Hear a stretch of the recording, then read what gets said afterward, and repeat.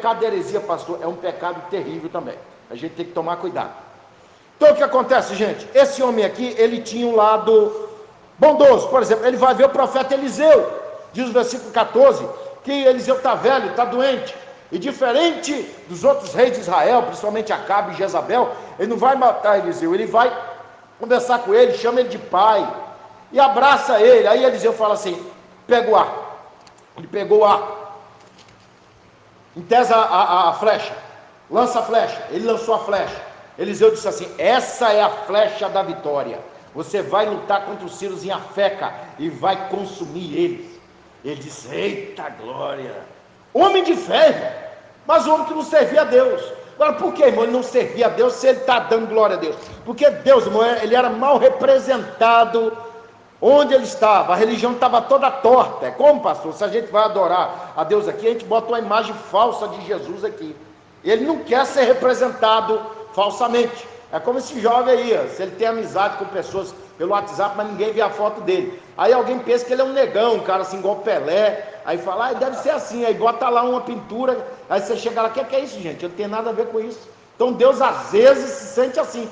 Vocês gostariam de ser representados por uma imagem que não tem nada a ver com vocês? Então era desse jeito. Deus, ele era representado, irmão, nesse tempo, por um bezerro de ouro. E a gente sabe que em Êxodo 32 isso não deu muito certo. Muita gente morreu por causa disso. Então o que acontece? Depois Eliseu disse assim, fere a terra. Aí é o seguinte, pastor, ele feriu a terra só 3 vezes. Aí o Eliseu falou, não faz isso não, rapaz. Era para ter ferido 6 ou 7 vezes. Agora você só vai vencer eles 3 vezes. O senhor vê, pastor, que pessoas que não têm o Espírito de Deus, eu falo para o senhor que é profeta, nem todo mundo vai acreditar no que o senhor fala, pastor. E nem todo mundo vai corresponder ao senhor. Por exemplo, o senhor vai entregar para uma pessoa, a vigia que tem um laço de morte. Aí você esquece, daqui a pouco vocês vêm e você fala, você lembra daquela pessoa que o senhor entregou uma profecia? Pois é, ele está morto. O laço de morte que o senhor profetizou aconteceu. Entendeu? Porque, irmão, entenda bem, o profeta, ele é a boca de Deus, você não tem que cobrar do profeta. Se você não está acreditando no que o profeta está falando, Senhor, me revela em sonho, me dá, igual que esse irmão falou, a irmã Natalícia há muitos anos falou, e o pastor Aldomar falou.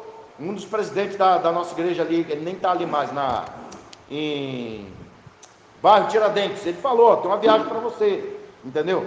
Então o irmão está sendo mais um que está falando sobre essa viagem. É que eu viajo todos os dias, mas essa aí é uma viagem específica, né? Deus já me falou isso outras vezes. Então o que eu quero dizer para você, irmão, pessoas como Joás não vão corresponder a Deus como Deus espera. Se Deus espera que ele ore pelo menos 3 horas por dia, ele vai orar 10 minutos. Se Deus espera que ele medite muito na Bíblia, ele não vai meditar 10 minutos, ele vai falar, não, tem que fazer comida, tem que fazer arroz, tem que cuidar da casa. Irmãos, pessoas como Joás são materialistas e são só mais uma réplica de pessoas que vão para o inferno. O calvinismo chamaria ele de vaso da ira. Então o que acontece? Aconteceu o que esse homem falou. Ele combateu contra os sírios, ele venceu Ben-Hadad. E outra coisa, pastor, diz o versículo 25 aqui, ó, Jeoás, filho de Jeoacás, tornou a tomar as cidades das mãos de Ben-Hadad, que ele tinha tomado das mãos de Jeoacás, seu pai, na guerra. 3 vezes Joás o feriu e recuperou as cidades de Israel. O que é que nós temos aqui, gente? Um tempo de reintegração de posse. Porque se você vê, pastor, o tempo que esse homem vivia, de acordo com o 2 Reis 13:7, não tinha mais do que 50 cavaleiros, 10 carros e 10 mil homens a pé, não tinha quase nada. Hazael massacrou tanto Israel, porque Israel vivia no pecado de idolatria, que não sobrou quase nada. De acordo com o 2 Reis 14:26, a miséria era tão grande, pastor, que estava quase na hora de você esquecer que Israel existe. E esse homem aqui, pastor, botou a mão no arado e olha só, já começou a recuperar terras, já começou a vencer os inimigos. E outra coisa, pastor, ele vai ser o juízo de Deus sobre Amazias. É que é o seguinte, pastor, lá do lado de lá, Amazias, que é da descendência de Davi, ele venceu os edomitas.